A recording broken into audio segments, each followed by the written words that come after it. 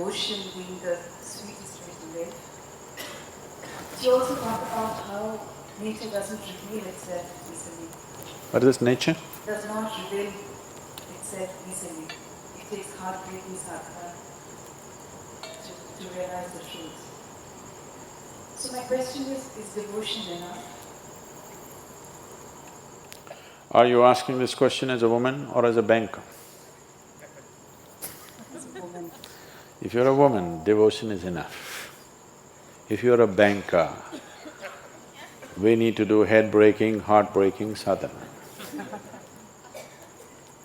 I want you to understand, how difficult the spiritual process is going to be for you is determined by you, not by nature and not by your guru.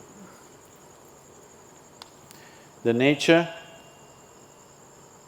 or the existence or the creator and your guru are seeing how to make it as easy as possible, as simple as possible, as quick as possible. Because if you take time, it's not a question of your life going waste, it's a question of my life going waste. If you don't make it, it's not a question of you failing, it's a question of me failing. You see, I don't like to lose. You can see that. I don't like to be on the losing side, you can see that. You must see how I drive on the street, I don't like to be on the losing side.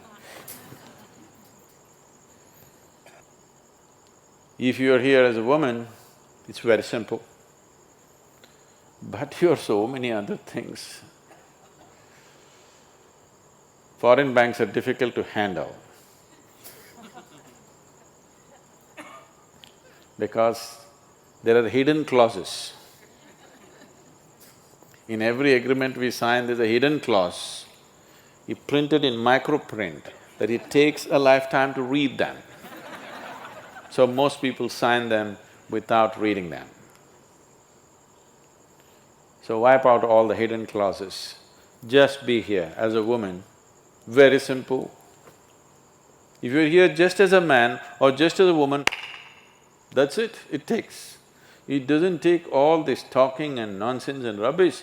If I just do this, you should just be there. So, devotion is another dimension of intelligence, which unfortunately today's world has lost out on. Now that little boy who's playing violin, he's just 16 years of age. He's not very far between the genius… he's not very far behind the genius of his father. He's pretty right there. It's going to take very little time for the boy to catch up. That has come not because of training, that's come because of simple devotion. You see how he sits? See how he sits next to his father, with great amount of love and devotion. He look at his eyes, he looks at his father with that kind of love and devotion. In that, learning happens in a completely different way. There was a fabulous saint. In Andhra Pradesh, there is no home in Andhra Pradesh who will not have at least a little book about this saint. His name was Vemanna, his name was something else, they called him Vemanna. So his name is Vemanna.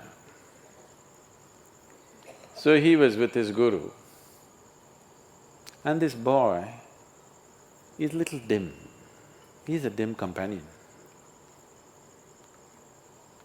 He's such a simpleton, can't get anything straight. I have a lot of them like that. And they're doing great. They can pull off anything. It is the intelligence one, it's people who think they're intellectually smart who are getting all tangled up in Isha. Simpletons are doing great. Somebody else may think he's nothing, but just see the result he's creating, it's fantastic.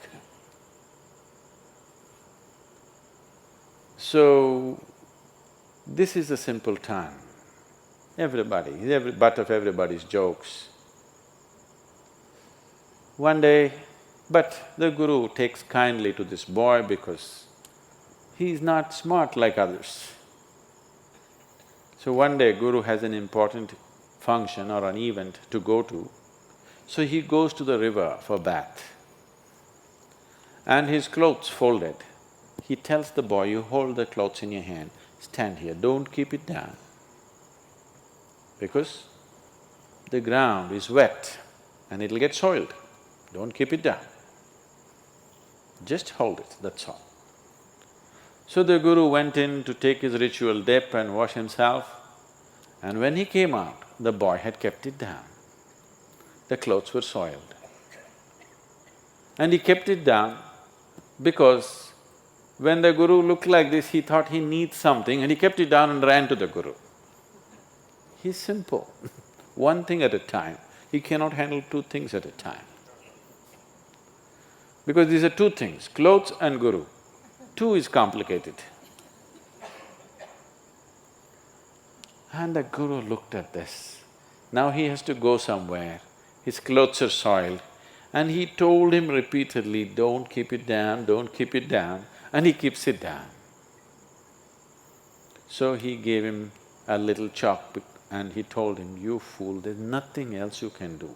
Sit here and write just Rama, Rama, Rama on this rock, nothing else. You can't do anything better, just do this. Hope grace will descend on you.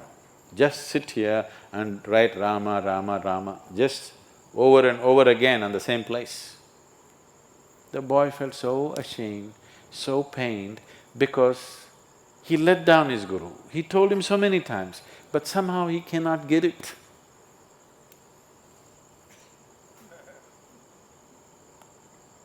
So he started writing.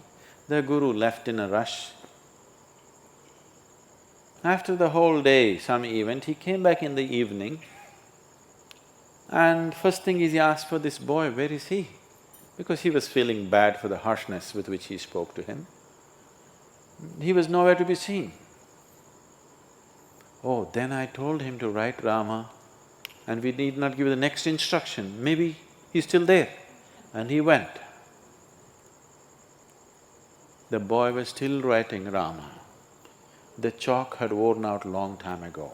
His forefinger and thumb had worn out right up till here, and he was still writing Rama, Rama, Rama, Rama. The guru just took him and embraced him.